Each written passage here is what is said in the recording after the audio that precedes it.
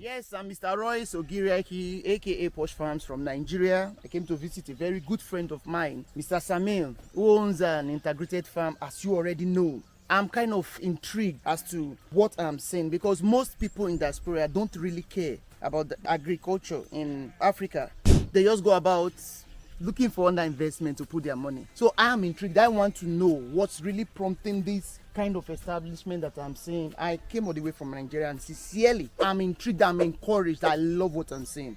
So I want to know, Mr. Samir, I guess they already know you, but can just tell them a little. Sure. Those that have been following me on my channel know that I have a separate video where I talk about why people in the diaspora should invest back in their home country or anywhere in Africa, really.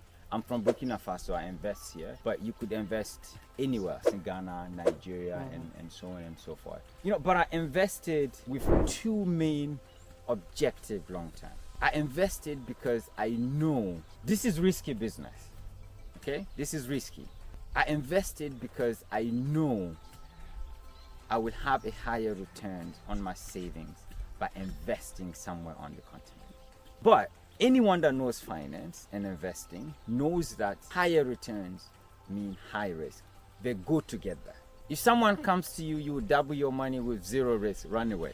The higher the return, the higher the risk. But if it's done well, there are ways to mitigate the risk. And if the return or if the investment is successful, the return are likely to be relatively high. That's the first reason why I invested. And the second reason why I invested is because I really wanted to create jobs for the youth. I was looking for impact investment.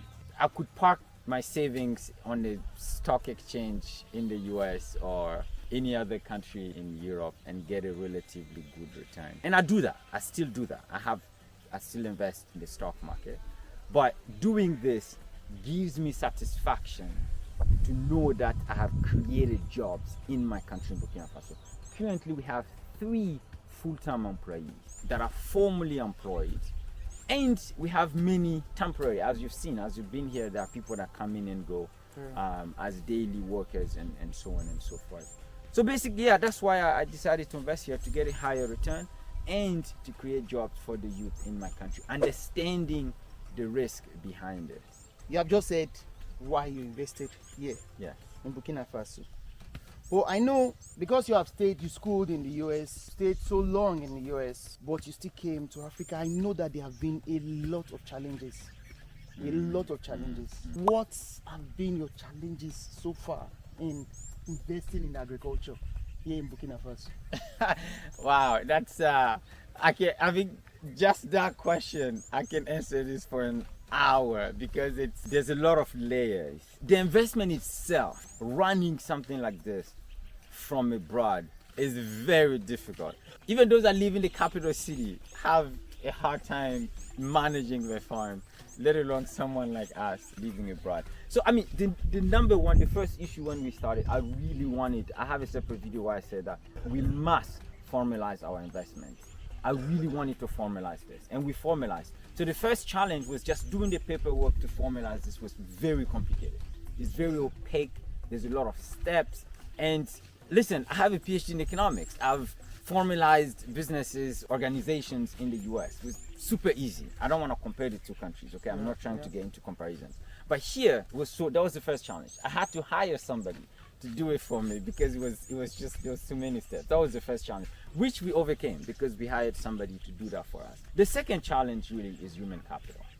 That is the big main challenge. You mean human as staff? Human resource, exactly, okay. As staff. And both in terms of, them doing the work according how I asked them to do it. And then 2, them taking initiative and connecting the dots and solving problems. Guys, making things happen. Exactly. Even when you are not there, when they see that something is lacking, taking the extra step to fix those 2. Those have been the main challenge, right? Having staff that do the work all the time. We've had to let some staff go. I've had 2 staff with me that have been very hardworking. I've been very, very, very lucky. They've been trained. I've trained them both on farming because we have poultry farm, we have the vegetable farm, we have BSF farm.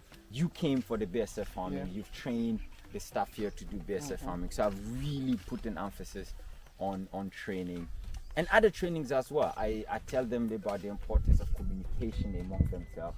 I've trained them on personal finance so that they can really manage their salary well and don't have to steal from the farm. And I've made it clear to them it's better for them to ask me for financial support when they have issues than stealing from the farm, because the farm would stop operating if they steal, and they will lose and I will lose, we'll both lose. But if you ask me for financial support, I could provide that to them without impacting the farm. The other challenge has also just been some of the operations day to day. For example, we've had challenges with BSF farming, we've had challenges with even the poultry at the beginning, and the Azola as well. We've had challenges with restocking again the Azola because of frogs in eating our Azola. Formalizing the business was a challenge.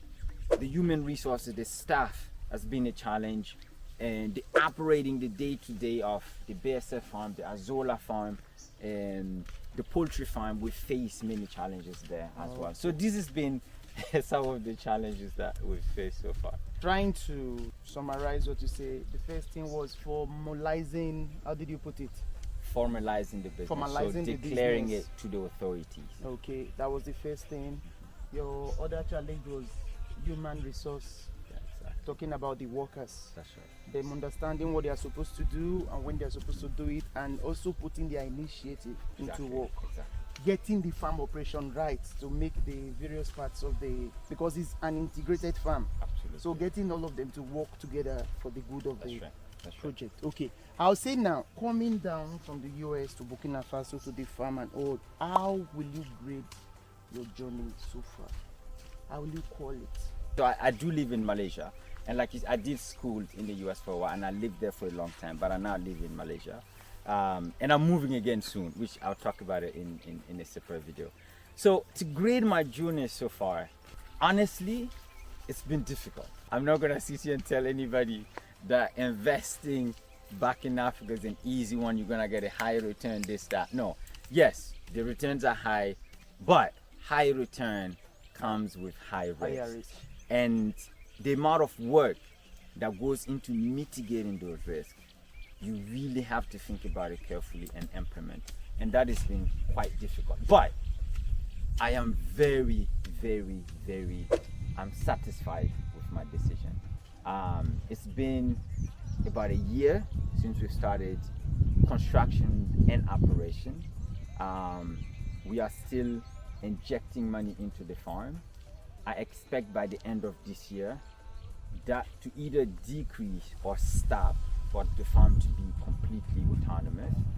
And what gives me more satisfaction though is to know that employed people gainfully, I've provided employment to 3 people full-time and to many more on a temporary basis. Actually, we are adding a 4 full-time employees the end of next week and the following week because someone left. Yeah, so that's what really gives me satisfaction, and I'm quite happy with the investment. If should anyone get in investing in farming in Africa, I would say absolutely yes, but prepare to work really hard for your investment. Okay, so to sum it up now, you say the journey so far has not been smooth, but you are reaching the goal and you're happy about the results that is coming so far. Absolutely. Okay, good. Now, you know, when you walk towards a particular goal, you gain satisfaction that yes, I'm reaching my goal. So for that, I will ask, what are your visions? What are your motivations? Where is your target? So my vision, wow. I talk about how I gave you two objectives so far of the farm, right? So I want you to get a higher return on my savings and to create jobs. But the other thing I didn't talk about, which is the overarching goal, even the higher level goal that I have with this farm, is contributing to food safety in Burkina Faso. We still import protein, namely poultry and fish from abroad. And I understand why we import those, because the cost of producing poultry is very high in Burkina Faso. And having both the financial capacity and the know-how to produce chicken at a relatively lower cost compared to what is imported is very difficult. So I understand why we still see, and we have a long way to go in terms of cutting the cost to a point where we can completely eliminate those imports. But we can do it. And that's why on this farm, we want to focus on really cutting costs of production by investing in BSF farming, getting the Azola farming going. So the main vision really is to show that we can produce chicken at a relatively lower cost, supply the local market on a regular and consistent basis. If we could do that, I think we can be an example. And of course, I want to get my return on investment. I'm not investing this and just living away. So if I think 5-10 years down the road, I would like to see this farm operational. BSF farming, the Azola, the vegetable farm, the poultry farm, and later we want to add fish farm. We have a rabbitry that we've installed lately. So we want to see all those working together.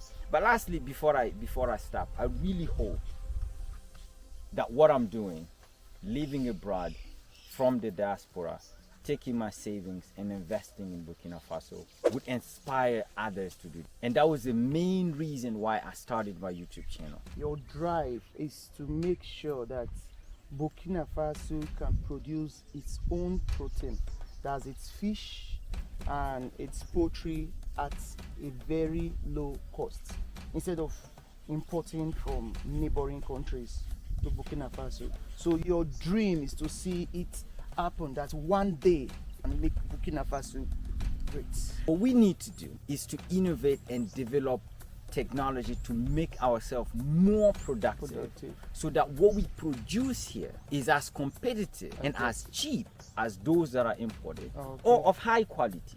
So that consumer, they will not buy the frozen one, will choose to buy ours, and those that import will stop importing because we can produce as cheap and of high quality. So I just want to clear, because I don't want people to think, banning the importation, or there'll always be ways, right? Somebody's gonna bribe a customer official to, every year we find there's frozen chicken.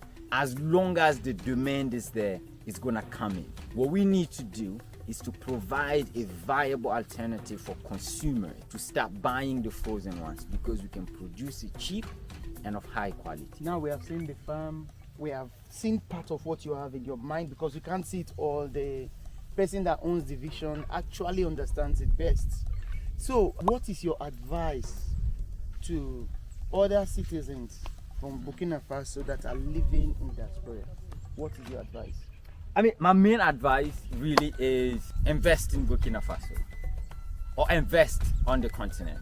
Most likely you will get a higher return and you will have an impact. Your investment will have an impact. You will reduce youth unemployment, you will resolve a solution. And I'm not saying we should all invest in farming.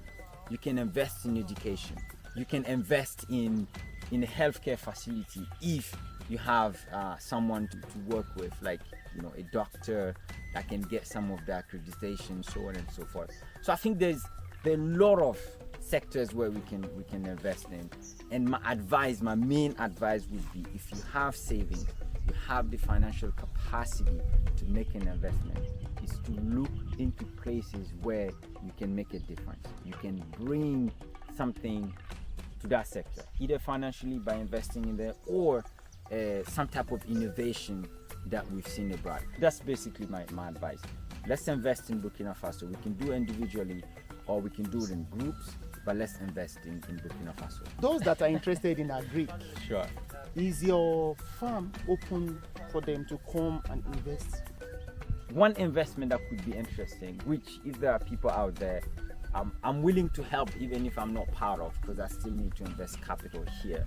BSF farm, an industrial scale BSF farm that can produce 5-10 tons of larvae a week that we can dry.